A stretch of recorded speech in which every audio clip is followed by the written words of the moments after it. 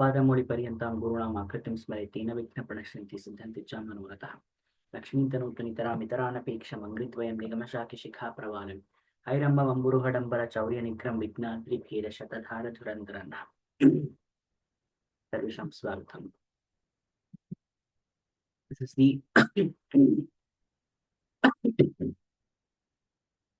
this is the Bhāvārtha session for the 35th shloka.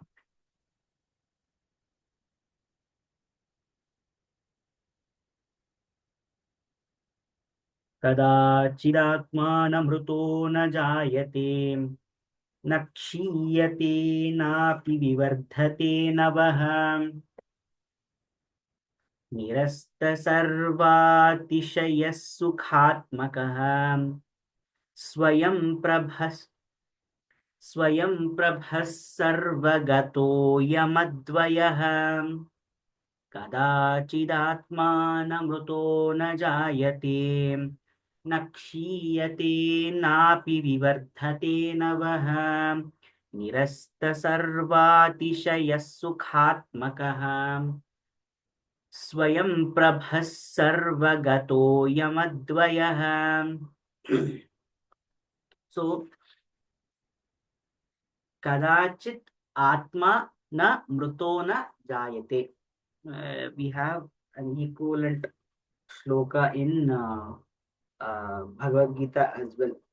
Na jayate mriyate va kadachit nayam bhutva bhavita vana bhuyah ajo nitya shashvatoyam puranah na hanyate hanyamane sharire.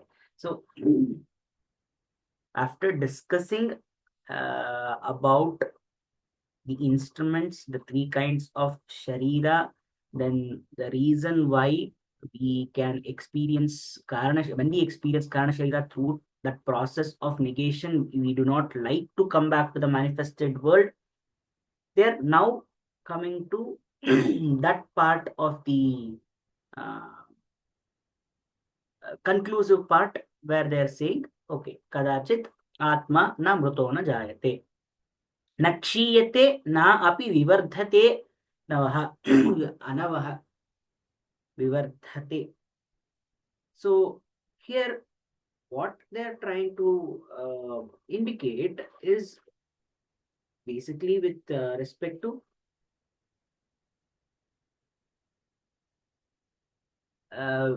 with the conclusive part, basically they are trying to round up all that they have said. Okay, why did they explain what the shariras are? Why did they explain why we tend to live the manifested world through a certain process? What is the point of this? So now they are trying to round up all those things and coming to the conclusive part. So here they are saying kadachit na mritaha na jayate na kshiyate na api vivardhate. Vivardhate means never grows up. It remains the same. Anavaha, it is not new. It is the same Atma in different Sharira. So the Sharira is new. Instruments are new. But the Atma is not new. The Brahman is not new. That is most ancient. It is. Anavaha. Then Nirasta Sarva Atishayaha. It means Atishayaha means exaggeration or attributes in this sense. When do we actually say Atishayaha, Atishayoktihi? When we try to differentiate between something. Okay, that person is very good at something. We are trying to differentiate him from something else. So that is Atishayo.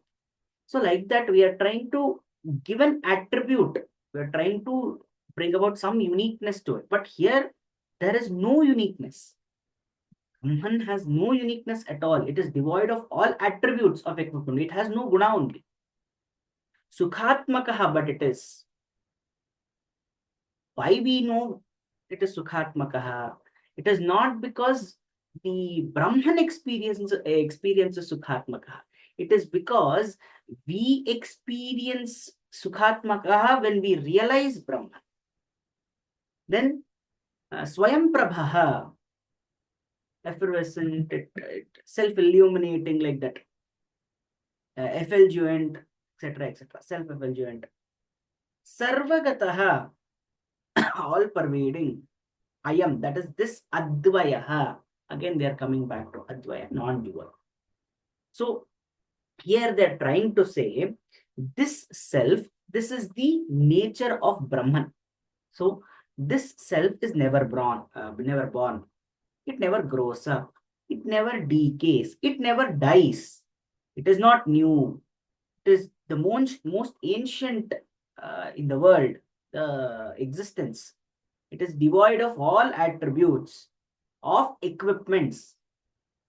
That means those particular attributes, gunas that is related to the equipments, that is the Sharira or the manifested world, it is devoid of all these things. It is blissful. It is self-effulgent and all-pervading. And it is without a second. That is, it is non-dual. This is what they are trying to say. Here, Rama is just repeating what the Upanishads are saying.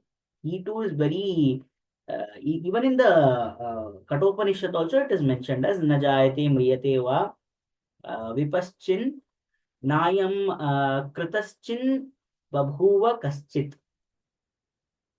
Ajo Nitya Shashvatoyam Puranaha Na Hanyate Hanyamane Sharire. This is actually from Kathopanishad. So, both Rama, Krishna, they are mentioning the same essence that is given from the Upanishads.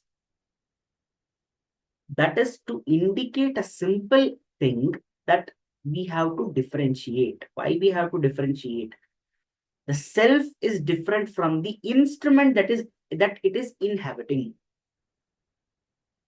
So we need to separate that, and we need to realize what is true and what is untrue, or what is reality. That separation, we need to take awareness of that. Like for example, when we live in a rented house, of course, when we live in that rented house, we use the house, we take the ashraya, we use the facilities, we use the basic amenity. What we require is ashraya that is given by that house. So obviously there is value to it. But is it your house? When I call that as my house, there is a certain laghava that is there with respect to my awareness. I have a different outlook towards it, or I have a different connection towards it. So like that, with every sharira that we are renting, that the self is renting, the self cannot forget itself and say that this is my house. Ultimately, it has that expiry date and it will have to move. When it moves, if it wants to carry the samskaras from one sharira to another sharira, then that realization is a must. Because if I don't realize that I've been a yogi in a previous life, so I was doing all that kriyas and siddhis, etc., etc. This life, I'm not doing any such thing. When will whatever I've learned in the Purva Janma siddhis come into effect? If they will obviously not come into effect because I have not realized them. My Atma is aware of it, but I have not realized it yet. So it is very important to make this awareness known, or to work on realization of this awareness. So therefore, this part defining the nature of Brahman has been stated in this. So this is the Bhāvārtha for 35th shloka.